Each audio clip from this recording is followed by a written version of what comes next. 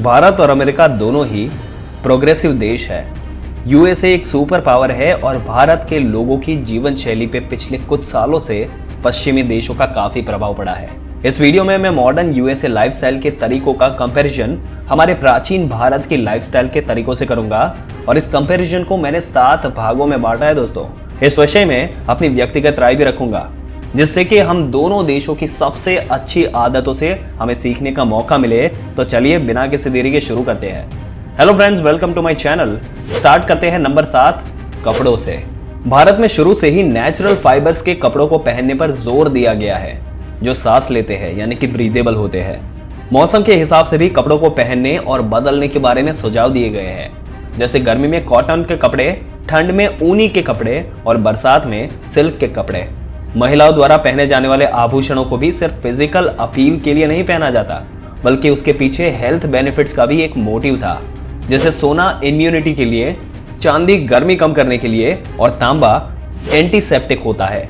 इतना ही नहीं, पहनावा एक तरह का विज्ञान था जिसका उद्देश्य मानसिक और शारीरिक स्वास्थ्य को बेहतर रखना था, जिसे हमारे योगी ग्रंथों में आयुर्वस्त्र के नाम से जाना जाता है।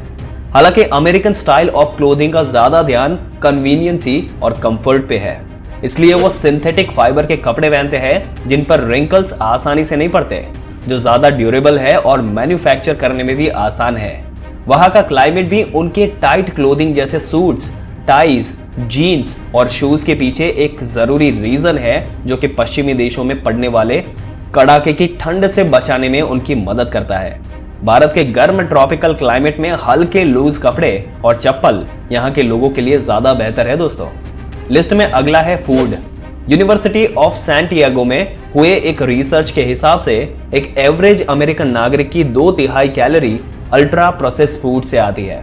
ऐसा इसलिए क्योंकि अमेरिकन लोगों का फोकस कन्वीनियंसी और प्रोडक्टिविटी पर होता है। दूसरी तरफ भारत के लोगों का फोकस हमेशा ही खाने को पूरी तरह से घर पे बनाने में रहा है। भारत में बनाए जाने वाली एंडलेस वैरायटी ऑफ फूड इस बात का एक अच्छा उदाहरण है। यहाँ तक कि हाथ से मसालों को पीसना, घर पे घी बनाना जैसी मुश्किल काम भी अनकॉमन नहीं है। भारतीय लोगों ने कभी भी किचन को एक वर्किंग डिस्क्रिपेंसी से कम नहीं माना, जहां पे डिफरेंट हर्ब्स और मसाले को बड़े ध्यान से यूज किया जाता है, न सिर्फ जीभ के स्वाद के लिए बल्कि पाचन तंत्र को बढ़ावा देने के लिए भी, जिसकी व्याख्या आयुर्वेदिक स्क्रिप्ट्स में की गई थी। एक और बड़ा अंतर है फूड चॉइस। इसमें अमेरिकन फूड ज्यादातर मीट बेस्ड है। यूएसए में एक एवरेज इंसान एक साल में 90 किलो से लेकर 125 किलो तक मीट खा लेता है, जिसमें ज्यादातर रेड मीट जैसे कि सुअर और गाय के मांस से आता है। दूसरी तरफ भारत के लोग ज्यादातर वेजिटेरियन है।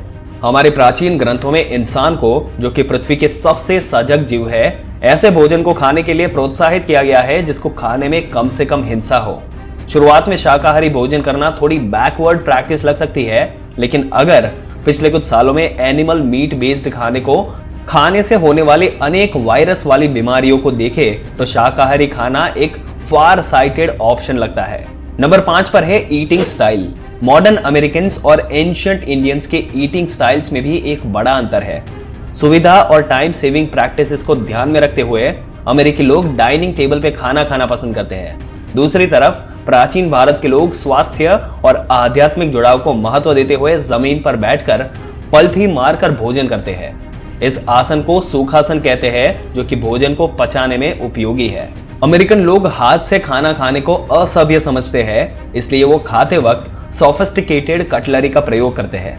दूसरी तरफ भारत के लोग ये समझते थे कि हाथ से भोजन को छूने से भोजन में एक ऊर्जा आती है, जिससे उनके पाचन और पोषक तत्वों में बेहतर प्रभाव पड़ता है। भारत के लोग केले के पत्ते और सूल के पत्तों पर भोजन करते थे, जो कि इको फ्रेंडली होने के साथ साथ स्वास्थ्य के लिए भी लाभकारी है। दूसरी तरफ मॉडर्न अमेरिकन लोग डिस्पोजेबल प्लास्टिक प्लेट्स में खाना खाने में ज्यादा नहीं सोचते। अगला पॉइंट है sustainability versus conveniences. Modern American और एंशिएंट इंडियन में ऐसी कई डिस्टिंक्ट आदतें हैं जो कि हमें ये हिंट देती है कि मॉडर्न अमेरिकन्स का कन्वीनियंस के तरफ ज्यादा झुकाव है और दूसरी तरफ प्राचीन भारत के लोग सस्टेनेबिलिटी को महत्व देते थे। अमेरिकन लोगों का शौच करने के बाद पानी से धोने के बजाय टॉयलेट पेपर से पोंछना भी इसका एक एग्जाम्पल है, बल्कि ये एनवायरनमेंट को भी सपोर्ट करता है। शायद आप सोच रहे होंगे कि पानी भी तो स्केर्स रिसोर्स है ना, ऐसा सच है, लेकिन आपको यह जानकर हैरानी होगी कि एक टॉयलेट पेपर को मैन्युफैक्चर करने में 140 लीटर तक पानी खर्च हो जाता है। और हाथ धोने के बाद एक अमेरिकन टिश्यू पेपर का प्रयोग करता है, जबकि भारत के लोग कॉटन के कपड़ों का प्रयोग करते हैं। ब्रश करते वक्त एक अमेरिकन प्लास्टिक टूथब्रश का और केमिकल बेस्ड टूथपेस्ट का प्रयोग करता है, जबकि भारत के लोग इको फ्रेंडली और नॉन टॉक्सिक नीम के दातुन का प्रयोग करते थे। जीभ साफ करते वक्त भी भारत के लोग एंटी माइक्रोबायल तांबे से बने क्लीनर्स का प्रयोग करते हैं, ना कि प्लास्टिक से बने नॉन बायोडिग्रेडेबल टंग क्लीनर का। खाना पैक करते वक्त भी अमेरिकन लोग एल्यूमिनियम फॉइल्स का प्रयोग करते हैं, तो उससे पड़ने वाले दुष्परिणाम के बारे में नहीं सोचते, जबकि भारत के लोग मलमल के कपड़े से खाने को ढकते और पैक करते थे, जो कि ना सिर्फ सेफ है बल्कि एल्यूमिनियम की तरह खाने में किसी भी तरह का केमिकल रिलीज नहीं करता। भारत में लोग ठंडे पानी के लिए बायोडिग्रेडेबल मटके का प्रयोग करते थे, न कि रेफ्रिजरेटर्स का। अगर हम मटके के द्वारा ऑप्टिमली ठंडे पानी का प्रयोग करने के लिए इसको यूज करते हैं, तो हमारा गला भी उससे खराब नहीं होता और एनवायरनमेंट को भी नुकसान तो वैसे भी नहीं पहुंच रहा। आइए अब जनरल वेज ऑफ लिविंग का कंपैरिजन करते हैं। दोस्तों, एक आम अमेरिकन हाथ मिलाकर ग्रीट करता है और भारत के लोग शुरू से ही नमस्कार मुद्रा में हाथ जोड़कर अभिवादन करते हैं। ये एक ऐसी आदत है जिसको अब धीरे धीरे पूरी दुनिया ने अप्रिशिएट करना शुरू कर दिया है। नमस्ते का वास्तविक अर्थ है नमहा, जिसका मतलब है झुककर आपके अंदर के ईश्वरीय अंश को प्रणाम करता हो।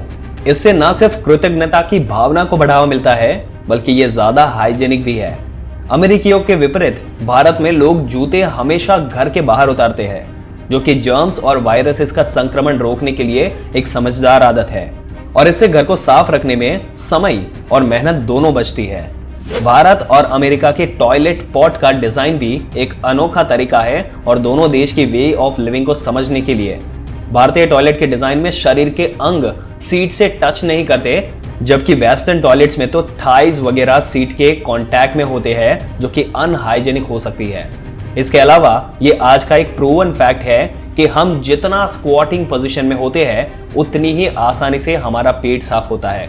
इंडियन स्टाइल टॉयलेट हमारे आंतों के लिए ज्यादा कन्वीनियंट है, जबकि वेस्टर्न स्टाइल बैठने से ज्यादा कन्वीनियंट है, और यही वजह है कि ये तेजी से अडॉप्ट की जा रही है। अगला पॉइंट है एरियाज ऑफ इनोवेशन। इस बारे में तो कोई डाउट नहीं है कि अमेरिका ने पिछले सदी के मोस्ट इनोवेटिव और साइंटिफिक प्रोडक्ट को डिजाइन किया है। अमेरिका इनोवेशन का मुख्य सेंटर है, नए प्रोडक्ट्स के लिए एक हब भी है, फिर चाहे वो कम्युनिकेशन का एरिया हो, ट्रांसपोर्ट, इलेक्ट्रिसिटी या रोज के कंज्यूमर प्रोडक्ट्स। अमेरिकन इनोवेशन का ध्यान एफिशिएंसी को बूस्ट करने, प्रोडक्टिविटी बढ़ाने, जिंदगी को कंफर्टेबल बनाने और मटीरियलिज्म को बढ़ाने में रहा है, जिससे इनकी इकोनॉमी को भी बूस्ट मिलता है। दूसरी तरफ भारत में स्पिरिचुअल ग्रोथ पे ज्यादा ध्यान दिया जाता है, जिसका मुख्य सेंटर है हेल्थ और वेल बीइंग के साथ साथ एनवायरनमेंट को प्रोटेक्ट करने में रहा है। शायद इस बात को डाइजेस्ट करना मुश्किल हो, लेकिन भारतीय इनोवेशन सर्वश्रेष्ठ रहा है। मंदिरों के आर्किटेक्चर में, चाहे फिर वो कैलाश मंदिर हो, एलोरा की गुफाओं हो या फिर हम्पी मंदिर, जिनके पत्थरों पर संगीत की ध्वनि निकलती है। खाना बनाने के नायाब तरीके हो या फिर राजाओं द्वारा समझदारी से बनाए गए किले हो, या फिर 1600 साल पुराना दिल्ली में स्थित वो रहस्यमयी आयरन पिल्लर जिसमें आज तक जंग नहीं लगी।